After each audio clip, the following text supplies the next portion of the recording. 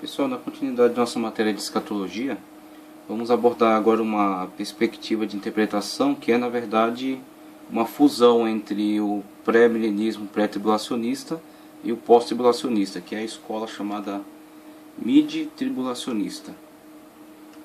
Conforme indicado na imagem aí, ela faz essa síntese, né, entre as duas, entendendo que, por um aspecto, a igreja passará pela grande tribulação, ela adentrará o período da grande tribulação. Mas em outro também entende que o arrebatamento é uma descrição de um fato, de um acontecimento que será literal, que de fato a igreja vivenciará. Só que ela vivenciará este evento dentro do período da grande tribulação. Logo, o arrebatamento não é um período anterior à grande tribulação. A igreja não será livrada da tribulação, ela adentrará ao período de tribulação, será perseguida, mas por fim será arrebatada dentro do período da grande tribulação. Antes de entrarmos no cerne da questão, devo dizer que o mid-tribulacionismo é uma variante do pré-milenismo que não concorda completamente com o pré-tribulacionismo nem com o pós-tribulacionismo. Sendo assim, a soma das ideias de alguns expositores dissidentes do pós-tribulacionismo com outros dissidentes do pré-tribulacionismo resultou numa síntese que deu origem ao esquema mid-tribulacionista. Lembramos também que a nomenclatura mid não é adotada pelos seus advogados, mas pelos seus opositores, tendo em vista o seu perfil escatológico adotado.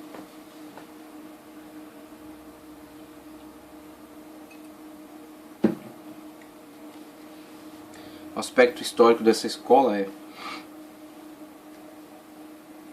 após a Segunda Guerra Mundial, em fevereiro de 1955, num breve testemunho pessoal, Harold John Ockenga criticou alguns aspectos do pré-tribulacionismo. Alguns deles incluíam a vinda súbita de Jesus, a remoção do Espírito Santo na grande tribulação, a redução da importância da igreja no conceito dispensacionalista e o último reavivamento da igreja no período da grande tribulação.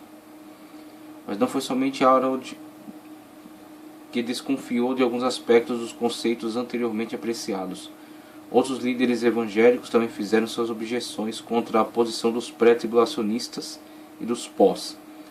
O mid-tribulacionismo ensina que a igreja estará presente na terra durante a metade dos 7 anos previstos em Daniel 9, 24 e 27, antes de Deus desencadear sua ira sobre os habitantes da terra. Então, logo, os mid-tribulacionistas eles visualizam a entrada da igreja por esse período chamado, também pode ser chamado de falsa paz, os primeiros 3 anos e meio, quando o anticristo estabelece seu governo mundial, tá certo? Ele expande seu governo pela terra, implantando sua marca e sua forma de governo, né?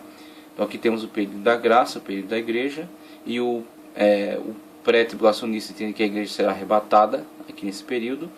O pós-tribulacionista entende que a igreja adentrará, vivenciará todo o período de grande tribulação, tá certo? Tendo algumas vertentes que, a maioria das vertentes entendendo que a igreja adentra a glória por meio do martírio, e uma delas defendendo que na verdade haverá um arrebatamento ao final do período da grande tribulação para aqueles que restarem da perseguição. Já o mid-tribulacionista, ele é dissidente tanto da escola pré quanto da escola pós. Ele entende que dos dois conceitos tem algum elemento verdadeiro. Tanto entende que a igreja adentrará pelo período da grande tribulação, mas na verdade o primeiro período somente, chamado falsa paz, como também entende que haverá sim um arrebatamento e será ao final desse período. A igreja será arrebatada, tá certo? Antes de entrar no período chamado grande tribulação, quando a totalidade da ira de Deus será derramada sobre os ímpios, tá certo? Sobre o governo do anticristo. Então esta é a vertente chamada mid-tribulacionista. Um dos aspectos principais do mid-tribulacionismo é afirmar que os eleitos descritos em Mateus 24, 22, Marcos 13, 20 não se restringe aos judeus, mas a todos os santos, podendo também incluir os judeus convertidos a Cristo. Alicerçado em 2 fundamentos, Buswell fez o seguinte argumento: em primeiro lugar, tanto o Evangelho segundo Mateus como o segundo Marcos foram escritos após as epístolas de Paulo, que tratam do assunto. Nesse caso, o tipo de vocabulário utilizado por Paulo, bem como seu significado, era bastante comum e familiar aos leitores daquele tempo. Sendo assim, é de esperar que Jesus tivesse a intenção de referir aos escolhidos o povo judeu. Mateus e Marcos deixariam isso bem claro, usando um termo apropriado para não confundir com o tipo de escolhidos frequentemente mencionados por Paulo, como por exemplo Romanos 8,33, visto que tanto Mateus como Marcos também estavam familiarizados com a expressão de Paulo. E isso não encontra em nenhuma passagem nos evangelhos citados. Em segundo lugar, no diálogo de Jesus com os apóstolos, respondendo às suas dúvidas acerca do fim dos tempos, ele, Jesus, advertia das coisas futuras não somente aos apóstolos, mas também à igreja, que naqueles dias era representada pelos apóstolos e discípulos. Jesus tinha o costume de incorporar referências à igreja inteira na pessoa dos apóstolos. Isso fica óbvio nas seguintes passagens: Mateus 28, 18 ao 20 e João 17, 20. Sendo assim, não é possível que Mateus 24, 22 e Lucas 13, 20, não é possível que ele tinha outro povo, os judeus, em mente. Buswell notou também um paralelo de ideia entre a advertência de Jesus aos seus discípulos em Mateus 24, 4 e 15, com a advertência de Paulo à igreja composta na sua maioria de gentios, em 2 Tessalonicenses 2, 3. Com respeito à parábola da figueira, dita por Jesus em Mateus 24, 32 e 35, ele dizia que a figueira não figura necessariamente o povo judeu, citando Lucas 21, 9, onde além de mencionar a figueira, Jesus menciona também todas as árvores, querendo dizer com isso que a parábola não se limita apenas ao povo judeu. Um outro aspecto fundamental do mito tribulacionismo é com respeito à ira de Deus e à grande tribulação. Nesse aspecto há uma harmonia com o pós-tribulacionismo, entendendo que a igreja, apesar de estar presente na tribulação, será preservada da ira de Deus, a qual só será despejada na terra durante a segunda metade. Então, enquanto o pós-tribulacionista ele trabalha dizendo que todo período é caracterizado pela convivência entre tribulação e ira de Deus, sendo a tribulação destinada à igreja, em vista da perseguição que sofrerá do anticristo e dos seus adeptos, e a grande tribulação é exatamente o juízo de Deus derramado sobre estes ímpios e sobre os seus adeptos, e isso ocorrerá durante todo o período dos 7 anos da grande tribulação. O Mid, na verdade, ele está fazendo uma distinção também entre ira de Deus e tribulação, mas a moda dispensacionalista subdividindo o período em 3 anos e meio e 3 anos e meio, bem delineados, tá certo? O que o pós-tribulacionista não dá tanta ênfase, essa distinção tão específica de tempos e datas e a abordagem literal de todas as datas, de todos os períodos cronológicos descritos. Ele alegoriza muitos deles, mas o Mid, a moda dispensacionalista, ele subdivide 3 anos e meio, 3 anos e meio, 7 anos total, especificamente, sendo os primeiros 3 anos e meio de tribulação destinado, a igreja sofrerá em vista da perseguição do anticristo e dos seus adeptos, sendo a ira de Deus derramada no segundo período, nos 3 anos e meio final, denominado grande tribulação de fato. E aí temos a fusão, sempre essa unificação entre conceitos pós-tribulacionistas e pré-tribulacionistas, que constituem essa escola, a escola chamada mid-tribulacionismo. Finalizando, temos, como vimos nesse ponto de vista, como vimos, esse ponto de vista traz muitas considerações prevalecentes, porque faz uma síntese, abordando alguns importantes aspectos defendidos pelo pré e outros defendidos pelos pós. E também sua exegese aplicada no discurso escatológico de Jesus, especialmente no que diz respeito aos escolhidos, é desenvolvida de uma maneira mais satisfatória. Apesar disso, seu comentário com respeito ao arrebatamento da igreja, ocorrer antes de Deus despejar sua ira sobre a terra, não é muito substancial, embora possa ser real. A exegese usada pelo pós-tribulacionista com respeito à ira de Deus parece ser mais verossímil. Aqui é a opinião do teólogo em respeito às conclusões a que chegaram essa escola mid-tribulacionista. É possível, mas adotar as duas escolas e tentar fundi-las, ele acaba aqui usando parte do argumento de uma e de outra. E pelo pós-tribulacionismo, muitas das vezes alegorizar simplesmente a questão do arrebatamento e ficar com a sua tese de que a igreja passará pelo período da grande tribulação total, não superará a ira de Deus, mas sim a tribulação, e essa será uma intensificação, e ela adentrará ao reino celestial pelo martírio, acaba sendo mais consistente, por defender esta argumentação de uma forma mais plena. Quando o mídia tribulacionista tenta fundir conceitos pré e pós-tribulacionista, acaba ficando um tanto artificial. E nessa mesma esteira do mídia tribulacionismo, a gente também aborda uma escola chamada arrebatamento parcial, que diz: inconformados com a variedade de opções escatológicas, alguns editores elaboraram de forma inovadora uma outra linha de interpretação no que diz respeito ao arrebatamento da igreja. Trata-se de um pequeno grupo com características bem pré-tribulacionista, mais pré-tribulacionista do que pós-tribulacionista. Pelo que me consta, o pai desse conceito foi Robert G. Govern, o qual expôs seu pensamento sobre o tal tema pela primeira vez em 1852. Mais tarde, George H. Lang, um conceituado escritor, abraçou a ideia e adicionou alguns comentários sobre o tema com muita propriedade. Então a doutrina diz: de acordo com esse conceito, somente os crentes fiéis serão arrebatados antes da grande tribulação. Os vacilantes serão arrebatados no meio ou no fim dela. Nesse caso, para aqueles crentes fiéis, o arrebatamento será pré-tribulacional, e para aqueles vacilantes, o arrebatamento será pós-tribulacional. Um dos pontos básicos dessa doutrina reside na ideia de que o arrebatamento é um galardão.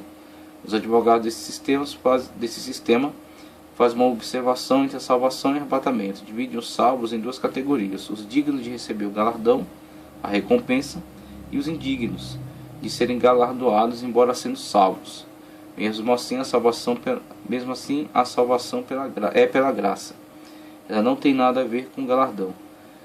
As recompensas são gratuidades dadas àqueles que exercem uma grande fidelidade ao Senhor, e esse galardão é o próprio arrebatamento.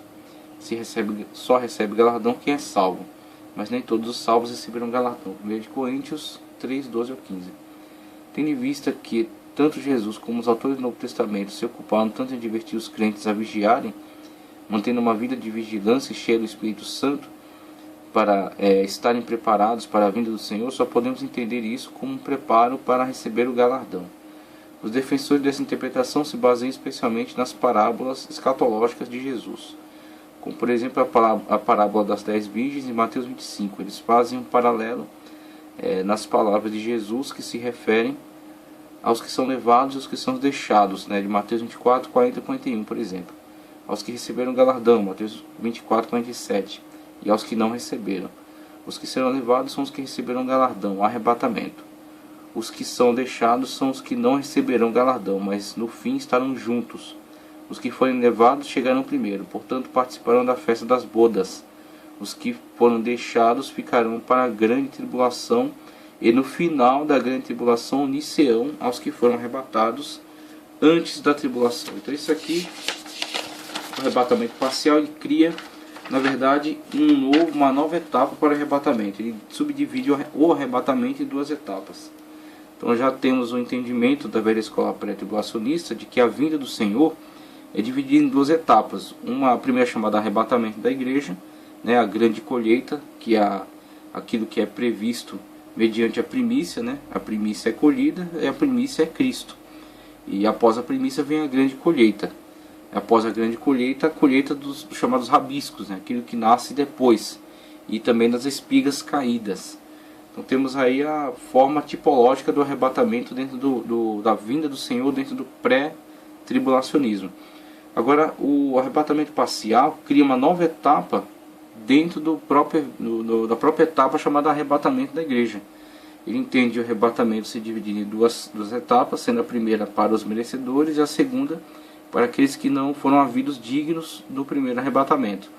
Aqueles que não foram livrados da tribulação, passaram por ela, como a descrição dos pós-tribulacionistas, passaram por ela, mas sendo ao final dela, ou ao final dos 3 anos e meio, ou ao final dos 7, arrebatados em vista do sofrimento que padeceram, da purificação pela que passaram. E o mais grave dessa proposta é a abordagem com relação ao arrebatamento. O mais grave é a abordagem, porque esta abordagem leva a crer que o arrebatamento é uma recompensa em vista de algo que tenhamos feito, em vista de algo que tenhamos realizado. Então, na verdade, quando falamos acerca de salvação, sempre enfatizamos que são atribuídos a nós os méritos de Cristo. Então, o nosso papel em relação a Cristo é o papel de um escravo em relação ao seu Senhor. Submeter-se a Cristo, para receber dele todo o bem, toda a salvação. Então, nós estamos submetidos a Cristo. Aquilo que Paulo fala, não vivo mais eu, mas Cristo vive em mim. Então, essa é a lógica, por quê? Porque nós não construímos algo bom diante de Deus. E por causa, do nosso pecado, dos nossos erros, da nossa natureza caída. Então não há como esperar um bem de nós. O que nós fazemos é o seguinte: nós nos submetemos àquele que é perfeito, e àquele que nos aperfeiçoa e nos justifica com as suas obras. Então as obras de Cristo são dignas de mérito. Há méritos na obra salvífica de Cristo, na obra santa, perfeita dele. E os méritos dela são atribuídos a nós pela misericórdia dele, pela graça. A graça é favor não merecido. Então, se começamos a encarar o arrebatamento como merecimento, saímos do escopo da graça. O arrebatamento logo é prêmio, é galardão por aquilo que foi feito. Então o arrebatamento sai do escopo da graça, do favor não merecido. E esse é o grande problema dessa hipótese do arrebatamento parcial, que ele coloca a primeira etapa do arrebatamento como um prêmio. Um prêmio por ter sido fiel, por ter sido bom, um prêmio por ter feito a obra de Deus, coloca como um prêmio. É como se conseguíssemos em algum momento ser merecedores de um prêmio da parte de Deus, como se o que estivéssemos fazendo para Deus não fosse simplesmente um reflexo de algo que Ele mesmo fez em nós. O Espírito Santo habitando em nós é que faz essas obras. Então, se formos largados aos nossos impulsos carnais, não realizaremos estas obras de fidelidade.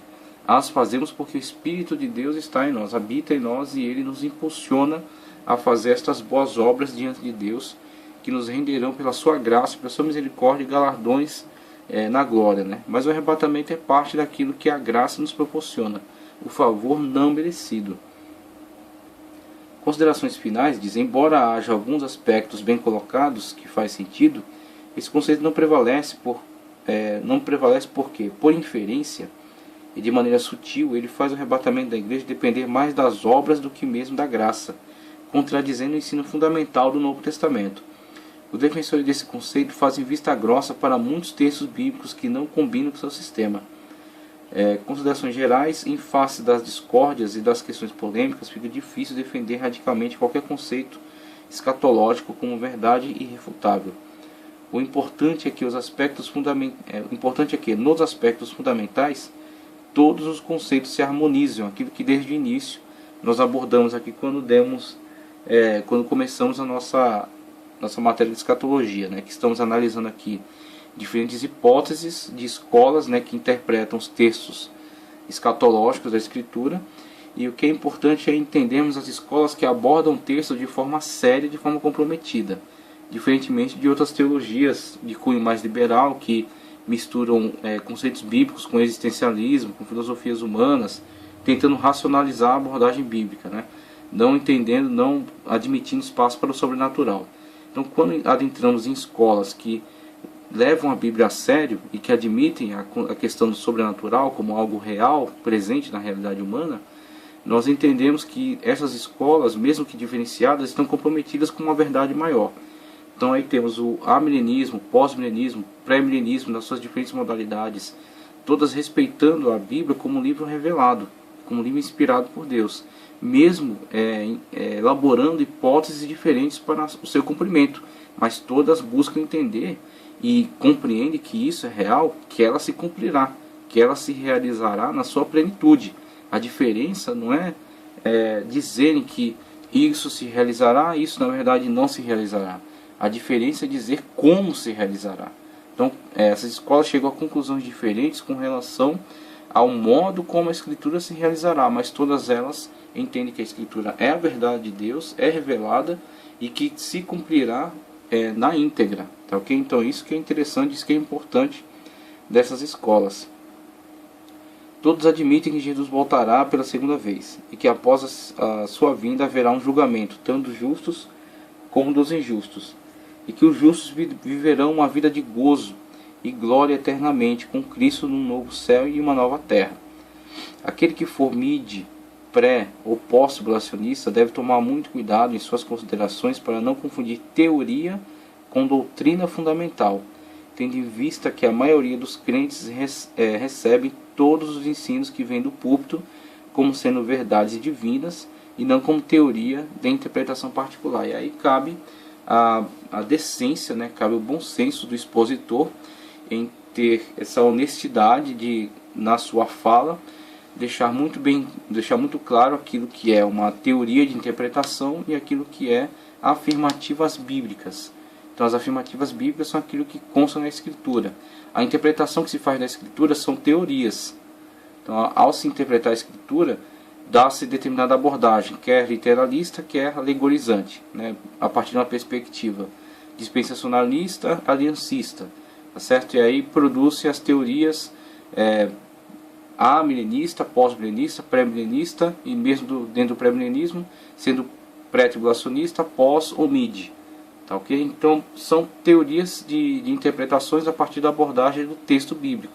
Então tem que ficar muito claro aquilo que é afirmativa do texto bíblico e aquilo que é interpretação desse mesmo texto, teorias de interpretação sobre esse mesmo texto. Tá, ok? Com isso a gente passa então para a nossa próxima fase.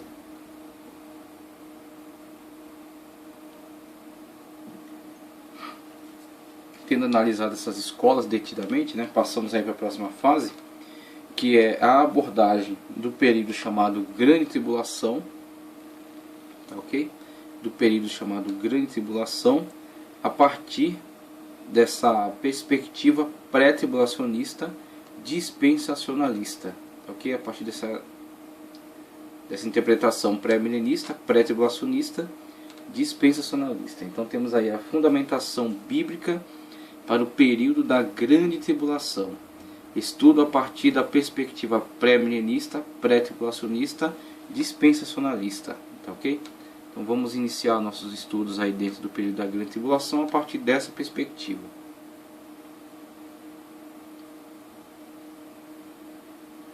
E aí partimos agora para a fundamentação bíblica. E temos aqui o texto que diz: a Grande Tribulação. A Grande Tribulação será um período de muito sofrimento que ocorrerá no mundo inteiro, conforme Apocalipse 3:10, especialmente para a nação de Israel. Razão porque é chamada em Jeremias 37, veja o texto. Por que aquele dia é tão grande, que não houve outro semelhante? E é tempo de angústia para Jacó, ele porém será salvo dela. O texto aí de Jeremias 37, manifestando toda a intensidade desse período chamado Grande Tribulação, ou Tribulação de Jacó. Ela ganhou esse nome de grande porque nunca houve e nunca haverá outro igual a ela, conforme Mateus 24:21, Daniel 12:1 e 2, Apocalipse 7:14. Ela também é descrita na Bíblia com os seguintes nomes. Então, mesmo não tendo tanta extensão temporal, né, de temporalidade, não chega a ser um milênio, uma era, é um período, conforme descrito, conforme a partir da abordagem de Daniel, da 70ª semana, são um período de 7 anos, mas é de uma intensidade que o leva, que garante a ele esta qualidade de ser denominada Grande Tribulação, devido à sua intensidade, a intensidade com que alguns povos da terra mergulharão num sofrimento intenso. Principalmente Israel, que será grandemente perseguido pelo anticristo, e também aqueles que ficarem do arrebatamento, integrantes da igreja, que serão também perseguidos ao anticristo tentar impor o seu sinal, a sua marca, e eles rejeitarem este sinal. Os judeus rejeitarem a adoração ao anticristo e a igreja rejeitar a implantação do seu sinal, tá certo? Com isso sendo perseguidos, sendo mortos, sendo martirizados, sendo atormentados, sendo submetidos a esse período de tribulação devido a esta perseguição. Então temos outros textos bíblicos que falam acerca da Grande Tribulação, como por exemplo a ira ou cólera de Deus, como está em Apocalipse 15:7. A ira ou cólera de Deus, Apocalipse 15:7. Hora do seu juízo, Apocalipse 14:7. Indignação do Senhor, Isaías 34:2. dia de trevas e de tristeza, dia de nuvens e de densas trevas. Está em Sofonias 1, 14 e 18. E aí temos os textos, né, conforme descrito. Já o primeiro foi Jeremias 37. O segundo temos aqui Isaías 34, 2. Porque a indignação do Senhor está sobre todas as nações, e o seu furor sobre todo o exército delas. E ele as destruiu totalmente, entregou-as à matança. Tá, a descrição do período da grande tribulação em Isaías 34, 2. Em Daniel 12, 1 diz: naquele tempo se levantará Miguel, o grande príncipe, que se levanta a favor dos filhos do teu povo. E haverá um tempo de angústia, qual nunca houve desde que houve nação. Veja só a forma como ele descreve a intensidade.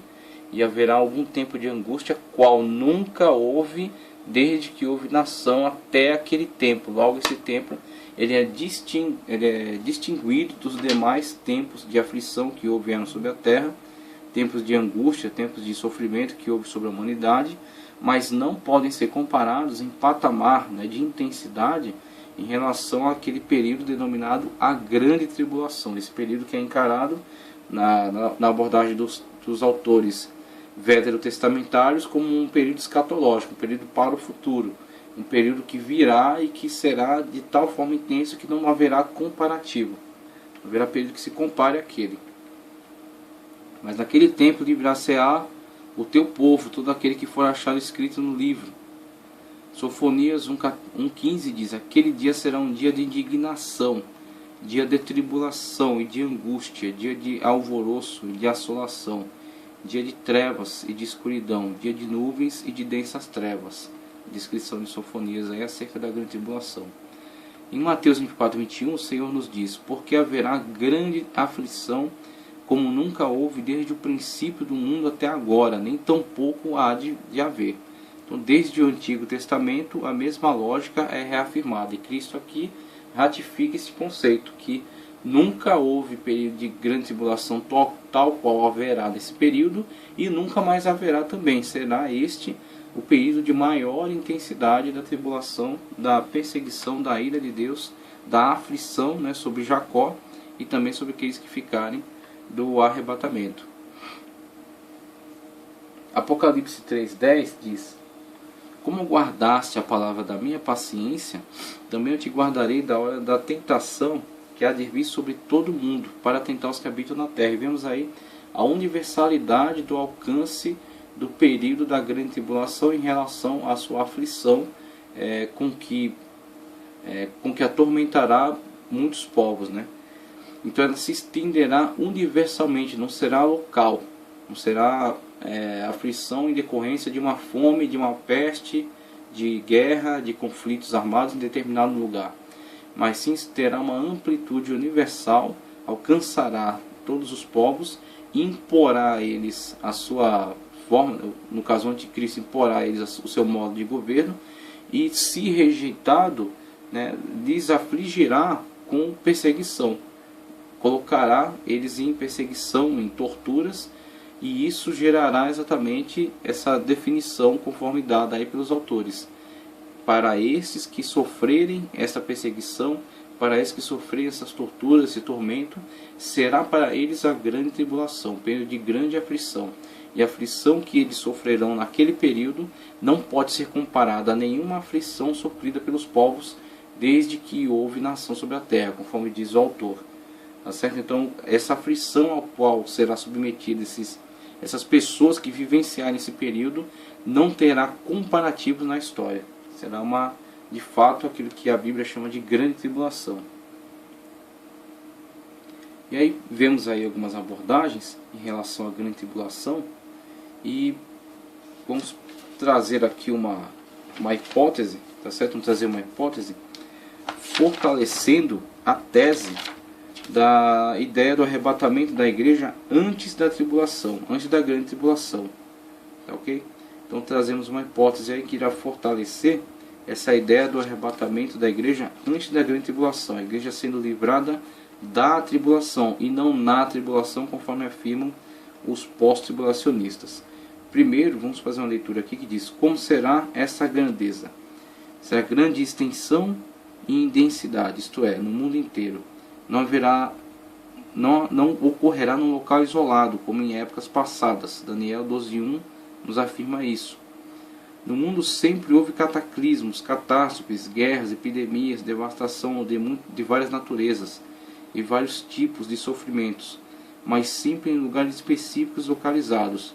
Mas a grande tribulação trará um terror tão grande que a humanidade nunca imaginou que um dia tal coisa poderia ocorrer. Mesmo aqueles que sabem dessa eventual realidade, ao serem apanhados por ela, ficarão surpresos por sua enorme envergadura. Mateus 24:21, Daniel 12:1 e 2. Então, vê-se aí a extensão e a intensidade com que esse período atingirá aqueles que vão passar por ele, aqueles que vão vivenciá-lo, né? Como sofrerão e como esse sofrimento será intenso.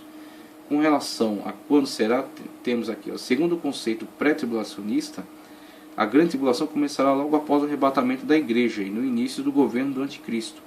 Essa teoria coaduna com a teoria pré-milenista dispensacionalista, mas de acordo com o conceito pós-tribulacionista, a igreja sempre passou por tribulação e a grande tribulação será apenas uma intensificação nos últimos dias desses sofrimentos que ela tem passado. Então, temos aqui, por exemplo, a leitura de Apocalipse 3:10, que diz: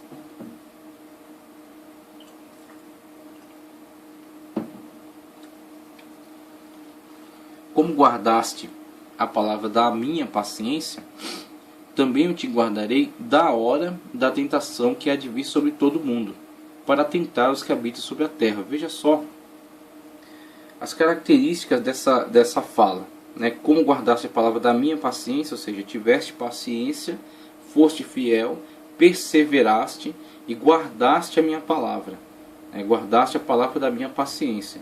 Então, em retribuição a esta ação, né, como uma atitude que está relacionada, que está condicionada a isso, né, como condicional a este modo de viver, guardando a palavra da paciência, ou seja, aguardando pela vinda do Senhor, não se frustrando diante da passagem do tempo, mas estando fiel a esta palavra, o que parte da igreja, boa parte da igreja, infelizmente, não tem conseguido se manter fiel. E Pedro, na sua carta, já na sua época, já transmitia essa sensação de alguns de que a vinda dele tarda, de que as promessas não estão se cumprindo tal qual a expectativa que geraram. Mas Pedro diz que na verdade o Senhor não tarda, o Senhor dá mais oportunidade, dá mais tempo para que mais pessoas se salvem, para que ninguém se perca. Então Pedro aborda essa questão a partir da perspectiva de que Deus é misericordioso, e essa misericórdia de Deus quer estender a graça ao maior volume de pessoas possível, né, para que todos tenham oportunidade de se render a Cristo por meio da graça e serem salvos. Então Pedro aborda dessa forma. E da mesma forma a igreja atual precisa ter esta noção e precisa ter a consciência de que tem que guardar a palavra da paciência, ou seja, guardar a vinda do Senhor. Que a qualquer momento dar-se-á o evento chamado a vinda do Senhor, com a primeira etapa chamada arrebatamento.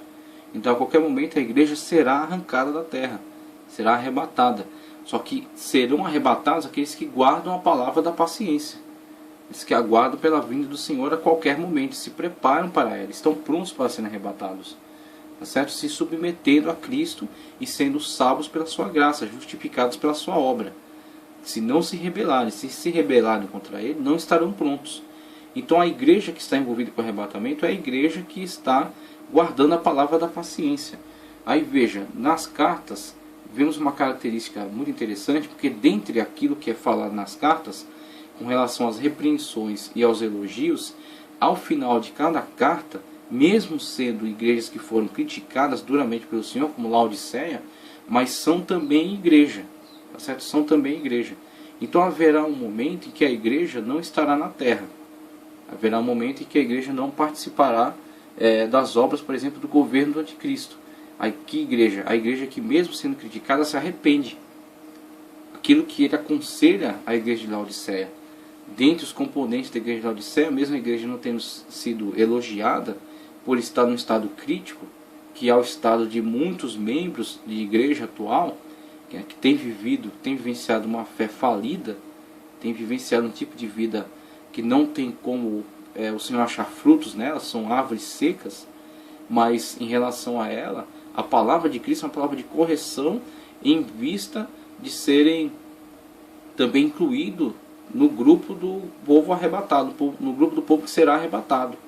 Então a intenção de Cristo é dirigir esta carta da mesma forma como tratou com os demais, tratar com Laodiceia também no sentido de se arrepender, tá certo? E ser incluído no grupo daqueles que serão arrebatados. Assim teremos muitos que, mesmo como que Laodiceia, mesmo sendo alvo de duras críticas, se arrependem e guardam a palavra da paciência de Cristo, estão no grupo daqueles que são arrebatados e livrados da tribulação. Tanto que, veja só, ao final de cada carta, veja como Cristo trata com eles. Apocalipse 2,7, para a igreja de Éfeso, Cristo diz: quem tem ouvidos, ouça o que o Espírito diz às igrejas. Ao que vencer, dar-lhe-ei de comer a árvore da árvore da vida, que está no meio do paraíso de Deus. A Esmirna, Cristo diz em Apocalipse 2,11: quem tem ouvidos, ouça o que o Espírito diz às igrejas. Preste atenção nessa afirmação. O que o Espírito diz às igrejas. O que vencer não receberá o dano da segunda morte. Para Pérgamo, em 2,17, Cristo diz: quem tem ouvidos, ouça o que o Espírito diz às igrejas. Ao que vencer, dar-lhe a comer do maná escondido, e dar-lhe uma pedra branca, e na pedra um novo nome escrito, o qual ninguém conhece senão aquele que o recebe. A igreja de Tiatira, em 2,29, também é dito: quem tem ouvidos, ouça o que o Espírito diz às igrejas. Bem como a Sardes, em Apocalipse 3,10: quem tem ouvidos, ouça o que o Espírito diz às igrejas. Filadélfia, também a mesma coisa, em Apocalipse 3,13: quem tem ouvidos, ouça o que o Espírito diz às igrejas. E aqui chegamos a Laodiceia, uma igreja que sofreu duras críticas, que na verdade não encontramos na sua carta algum elogio. Houveram simplesmente críticas. Por quê? Por causa do estado em que se encontrava. Era digno dessas críticas. Para quê? Para que possa conscientizar-se do sua falha, dos seus erros, e possa se consertar e estar incluída dentro do grupo de todos aqueles a quem Cristo, ao final, trouxe essa sentença: quem tem ouvidos, ouça o que o Espírito diz às igrejas. Também a igreja de Laodiceia, tá certo? Também a igreja de Laodiceia, que mesmo diante de tantas falhas, é a igreja de Cristo. Para quê? Para que esta igreja esteja envolvida no mesmo processo, esteja envolvida no mesmo grupo do qual pertencem as demais. Que grupo? O grupo das igrejas que são arrebatadas. O grupo da igreja, na verdade. O grupo da igreja arrebatada. Porque mesmo com as suas distinções de características, são a igreja de Cristo, que está sendo tratada especificamente através dessas cartas. Então mesmo Laodiceia, somente recebendo críticas, ela é a igreja. E Cristo está buscando o quê? O conserto dela, para que, junto com a totalidade daqueles que se encontram guardando a palavra da paciência, sejam livrados também da tribulação. E isso se concretiza quando nós vemos em Apocalipse 13, o governo do anticristo durante a grande tribulação. Apocalipse 13:9. Se alguém tem ouvidos, ouça. Se alguém tem ouvidos, ouça. Ou seja, a igreja que se consertou com Cristo e que guardou a palavra da sua paciência, mesmo Laodiceia, tendo se convertido e tendo se arrependido, conforme Cristo orientou na carta, faz parte do grupo chamado a igreja. O Espírito é aquele que fala à igreja, que fala a elas. Para quê? Para que constitua o grupo daqueles que são arrebatados, guardam a palavra da paciência e são livrados da tribulação. Tanto que, ao manifestar-se o governo do anticristo em Apocalipse 13:9, não diz que o Espírito diz à igreja, mas somente diz: se alguém tem ouvidos, ouça. Porque o objetivo é arrancar da terra a igreja. Tá certo? Que a igreja seja arrebatada, a igreja seja tirada da terra com a subida do governo do anticristo e o estabelecimento do seu governo. Ficando, conforme a descrição que trouxemos, a tipologia, né? Ficando as espigas caídas, ficando os rabiscos, mas sobre eles vindo o Espírito Santo de Deus individualmente, os fortalecendo para suportar esse período. Mas a igreja tendo sido tirada da terra com a saída do Espírito Santo.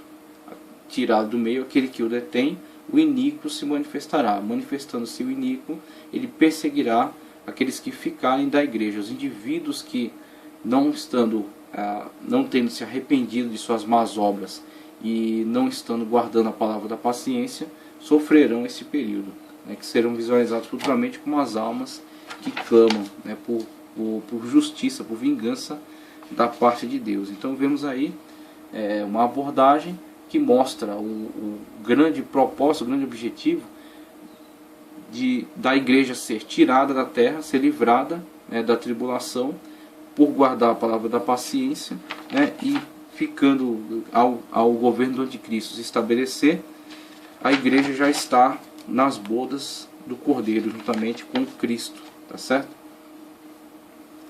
Quando será? Aqui já abordamos a questão do momento, né, do momento escatológico em que se dará o período da grande tribulação, e aqui fazemos uma abordagem dos textos de Daniel que também nos situam com relação à teoria da 70ª semana, tá certo? A abordagem teórica da interpretação da 70ª semana, situando o período da grande tribulação e dando a sua dimensão real.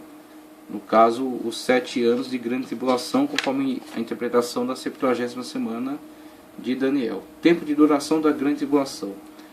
O tempo de duração da grande tribulação também tem sido objeto de debate. Alguns expositores acham que ela durará 7 anos, mas outros afirmam que durará 40 anos. E aí a abordagem da teoria dos 40 anos alguns respeitados teólogos pensam que a grande tribulação terá 40 anos e não 7, como pensam outros.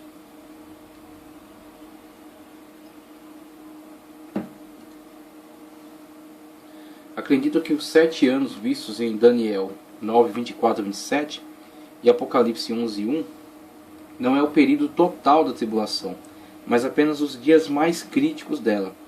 Alegam também que o número 7 possa ser um número místico e não o tempo exato da tribulação. Na verdade, a pós-tribulacionista tem, de certa forma, adotado também essa abordagem, né? Geralmente, os pós-tribulacionistas alegorizam o primeiro período de 3 anos e meio, dizendo que, na verdade, esse é um período alegórico que estende-se desde o início da igreja e caminhará até o estabelecimento do segundo período. E o segundo período, sim, é literal. E, de fato, serão 3 anos e meio, porque serão, na verdade, uma abreviação. De tão intenso, né, que será de 3 anos e meio em vista de ser abreviado. Que os primeiros 3 anos e meio são, na verdade, uma abordagem alegórica de um período que se estende desde o início da igreja até quando vier, enfim, a intensificação da tribulação, chamada Grande Tribulação. Então temos a abordagem acerca dessa proposta, né, da teoria dos 40 anos. O número 40. Aqueles que defendem que a tribulação durará 40 anos baseiam-se no número 40, que é entendido como sendo um número bíblico simbólico místico. Exemplos. A chuva do dilúvio caiu por 40 dias.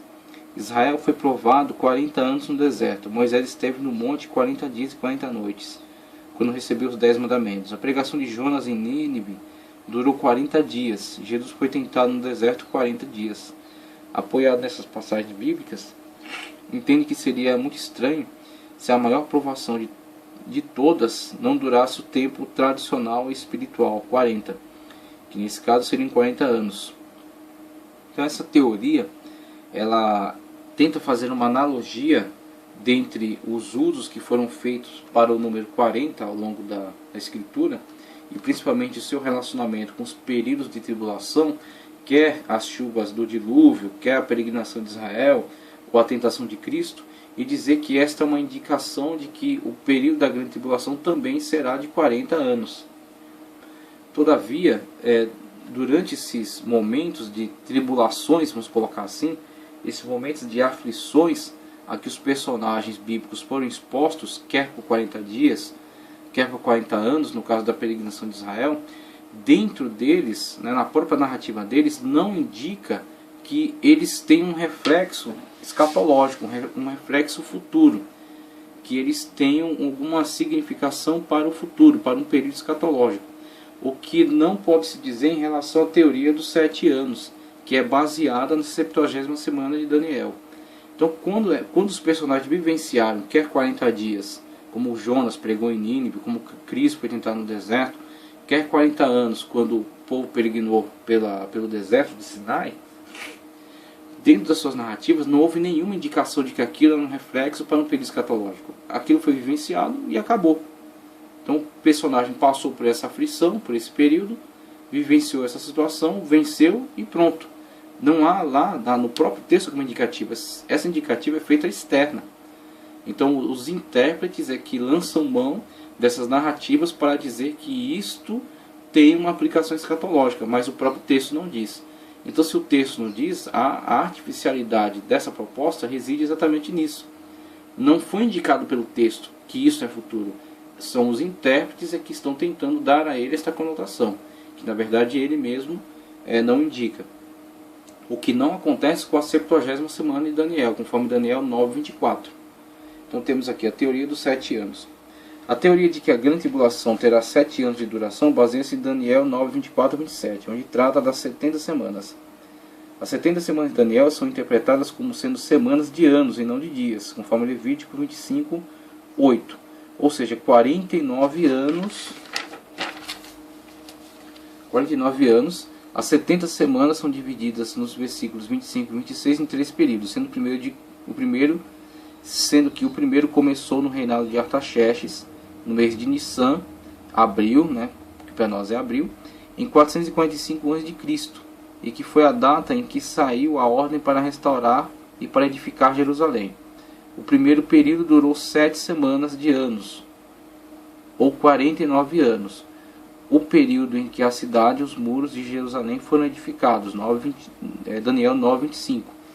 O segundo período são as 62 semanas, 434 anos, até ser tirado o Messias, versículo 26, até ser exterminado o ungido, e foram exatamente 483 anos, isto é, 49 do primeiro mais 484 do segundo, desde a saída da palavra para restaurar até a crucificação de Cristo no mês de Nissan também. O terceiro período é o tempo que resta para completar os 490 anos. Esse tempo que resta para completar os 490 foi interrompido após a morte de Cristo e o nascimento da igreja, sendo assim a última semana que estava para cumprir toda a profecia foi empurrada para o futuro. Este lapso entre o cumprimento da última semana, tá certo? Entre aquilo que já foi realizado e o cumprimento da última semana, chama-se parêntese. E aí é dada a denominação de parêntese profético, porque na indicação da profecia de Daniel havia uma continuidade. Só que a característica da última semana não está realizada ainda, não está cumprida ainda. Realizou-se até o momento da crucificação, conforme indicado pelo próprio profeta. Então o próprio profeta é quem indica as características do cumprimento desses 434 anos. Ao final dos 434 anos, o Messias ungido foi tirado. E a terra foi destruída pelo príncipe do povo que havia de vir. Então as características se realizaram, mas não em relação à última semana ainda. Então a narrativa é interrompida, é acrescentado esse parêntese, esse lapso de cumprimento, é acrescentado essa exceção dentro da narrativa, e a esta exceção é dado nome de parêntese profético. Está relacionado com a narrativa do profeta, do próprio profeta, tá certo? Com aquilo que ele está descrevendo, e é na verdade uma interrupção na sequência textual. Interrompe aquela sequência que vinha sendo descrita, insere uma história que era estranha à sua narrativa, que é exatamente a história da igreja, o tempo da graça, tá certo?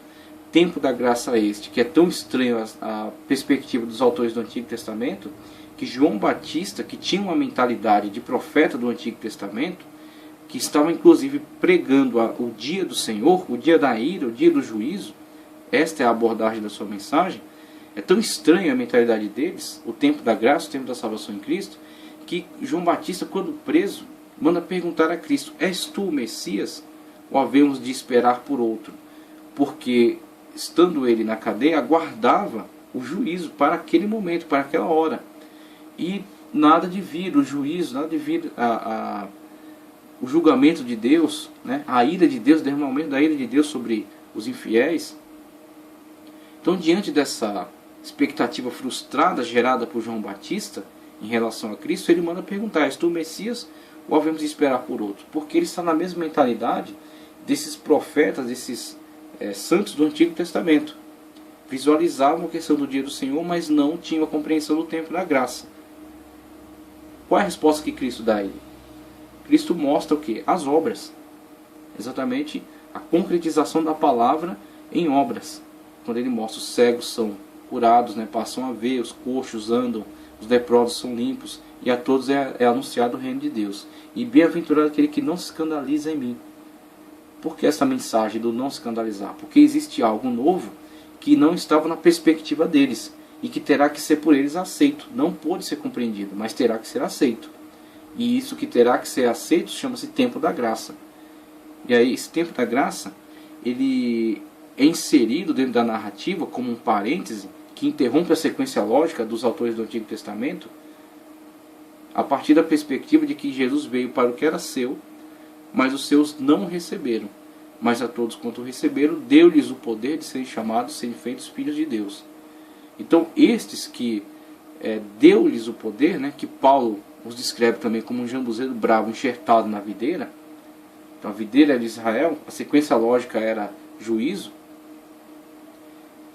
Uma vez que eles rejeitam o Messias, aquele que veio para o que era seu, uma vez que foi rejeitado, e a salvação foi ofertada aos gentios, foi ofertada a todos os gentios, que agora passam a fazer parte da família de Deus, insere então na narrativa um elemento estranho. Aquilo que estava profetizado era para se cumprir sobre Israel. Se Israel recebe aquele que foi enviado, né, que foi para o que era seu, se Israel o recebe plenamente, né, recebe de forma geral e ampla, o Espírito Santo viria sobre a nação de Israel. Ela seria então capacitada a enviar, a proclamar a mensagem de salvação do reino de Deus a toda a terra. E a concretização do tempo escatológico seria abreviada, teria se realizado há muito tempo atrás, diante da aceitação plena de Israel e a sua capacitação para a pregação do Evangelho a toda a terra. Entendendo que Israel já tem o subsídio de ser a nação a qual foi entregue o Antigo Testamento. Então Israel, os judeus, os fariseus, os escribas, tinham posse do Antigo Testamento. Tanto que Cristo fala para eles: vós estáis à porta, nem entrais, nem deixe os outros entrar. E se eles tivessem entrado? E se eles tivessem recebido o Messias? E se eles tivessem sido revestidos do Espírito Santo? Teriam eles pregado com muito mais ênfase e com muito mais poder para toda a terra. E o tempo escatológico viria tal qual a perspectiva de Daniel e tal qual a perspectiva de João Batista. Teria se realizado há muito tempo atrás. Todavia, veio para o que era seu e o seu não recebeu. Diante dessa negativa, houve a inserção do povo chamado povo gentil.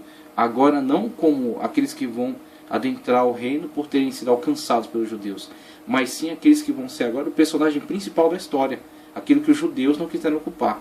Os judeus rejeitaram, então Cristo foi dado aos gentios. Cristo agora é o cabeça da igreja. A igreja agora é os seus braços, suas pernas, na realização da obra de salvação de toda a terra, a proclamação do Evangelho a toda a criatura. Então agora os gentios estão inseridos. Os gentios estando agora, fazendo parte agora com o papel principal nessa história, há necessariamente uma modificação. Essa modificação não foi, num primeiro momento, entendida por João Batista, mas ao Cristo apresentar a evidência, exigiu dele que não se escandalize, mas que se submeta. Ele não podia compreender isso, mas tinha que aceitar. Então João Batista tem que aceitar esta mensagem, da mesma forma como os profetas do Antigo Testamento não podiam ver esse tempo, esses dias, essas realizações, mas tinham que se submeter à revelação dos mistérios de Deus. Então é exatamente isso que acontece aqui. O período de Daniel é interrompido e aguarda então o cumprimento da 70ª semana. O terceiro período é o tempo que resta para completar os 490 anos. Esse tempo que resta para completar os 490 foi interrompido após a morte de Cristo e o nascimento da igreja. Sendo assim, a última semana que estava para cumprir toda a profecia foi empurrada para o futuro. Esta última semana, 7 anos, que ainda não se cumpriu, é chamada de Tempo dos Gentios, ou período da igreja. Como vimos, esse intervalo de tempo se iniciou com a morte de Cristo e com o início da igreja. A ideia é que a profecia dos 70 anos foi dirigida ao povo de Israel e não à igreja. Tá certo? Apocalipse 9:24. Com o arrebatamento da igreja, Deus voltará a tratar com Israel, e é aí que a 69ª semana se ligará à 70ª, que é escatológica, é futura, após o arrebatamento da igreja, após ser tirado essa que é chamada por Paulo, jambuzeiro bravo enxertado na videira. Tá certo? E isso só acontecerá quando a igreja for arrebatada. Essa última semana, a qualquer momento, poderá se iniciar, porque a qualquer momento terminará o tempo dos gentios. E isto ocorrerá com o arrebatamento da igreja. E logo se iniciará então a grande tribulação, que visará especialmente o povo de Israel. Está voltada perspectivamente para o povo de Israel, porque está enquadrada dentro da abordagem da 70ª semana. Conforme Daniel 9:27, o anticristo firmará um acordo com muitos por uma semana, a 70ª, e na metade da semana fará cessar o sacrifício e a oferta no templo. Certamente os judeus se recusarão a adorá-lo, e será aí que o anticristo desencadeará uma terrível perseguição contra eles. Com respeito a isso, Jesus disse que nenhuma carne se salvaria se aqueles dias não fossem abreviados, ou seja, o segundo período de 3 anos e meio, que é encarado também como uma abreviação. Então, aí temos, tratando acerca de Daniel e dessa tese da 70ª semana, que é fundamentada na própria Escritura, na forma como a Escritura a expõe com esse tratamento de uma perspectiva escatológica, tá certo? E de forma clara, manifestando-se tratar de coisas futuras, diferentemente daqueles textos que abordam o número 40, este aqui sim, o próprio texto indica ser uma abordagem de coisas futuras. 70 semanas estão decretadas sobre o teu povo e sobre a tua santa cidade, para fazer cessar a transgressão, para dar fim aos pecados e para expiar a iniquidade e para trazer a justiça eterna e selar a visão e a profecia e para ungir o Santíssimo. Daniel 9:24, 70 semanas tiveram início com a ordem de Artaxerxes para reconstruir o templo em 1º de Nissan de 445 a.C. Completaram-se 69 no ano 32 ano Domini, exatamente quando Jesus subiu a Jerusalém e foi rejeitado e morto, dando lugar a um parêntese profético no qual está inserida a história da igreja, que se encerrará com o arrebatamento, dando assim o ensejo para o cumprimento da última semana, a 70ª, onde se manifestará o iníquo, quando aquele que o detém for tirado, né? Conforme 2 Tessalonicenses 2:7-9, a manifestação do iníquo, que é quando for tirado aquele que o detém. Daniel 9:27, onde Cristo firmará um pacto com Israel para a reconstrução do templo, valendo-se desse templo chamado Domo da Rocha ou Mesquita de Omar. E no meio da 70ª semana, ou seja, 3 anos e meio, então, no início, ele firmará um pacto para a reconstrução do templo de Jerusalém, que atualmente é ocupado pelo chamado Domo da Rocha, ou Mesquita de Omar. Então, esta é uma proposta a partir dessa abordagem pré-tribulacionista. Então, ela coaduna com aquela descrição de Daniel, de que haverá um pacto que durará somente até o meio, tá certo? E será rompido no meio, quando então, do meio ao final, 3 anos e meio finais, haverá grande perseguição em vista da rejeição dos judeus em relação ao anticristo, em adorar o anticristo. Romperá o pacto e tentará ser adorado como Deus dentro do templo, dando início com isso à grande tribulação, que se encerrará quando Cristo vier com a sua igreja para salvar a nação israelita e instaurar o milênio. Daniel foi o profeta por meio de quem Deus revelou o desenrolar dos fatos históricos que culminaram com o tempo da igreja, o chamado parêntese profético, conforme foi explicado, né? Que antecede o fim dos tempos, a 70ª semana. Então temos aí nessa descrição a profecia de Daniel, né? As 69 semanas que se cumpriram, se realizaram conforme foram descritas, né? Se cumpriram exatamente na vinda de Cristo, ungido, na sua morte e ressurreição. Agora o que acontece? Quando Cristo é rejeitado pelos judeus, abre então o chamado parêntese, esse parêntese chamado parêntese profético, porque é descrito profeticamente por Daniel, no sentido de que Daniel descreve as 69 semanas, mas os aspectos desse parêntese não são visualizadas por ele. Então a igreja está inserida aqui nessa descrição. Está inserida aqui entre a 69 e a 70ª. O tempo dos gentios, o tempo da igreja. E a 70ª, conforme descrevemos após o arrebatamento, que trata especificamente acerca de Israel. Tá ok?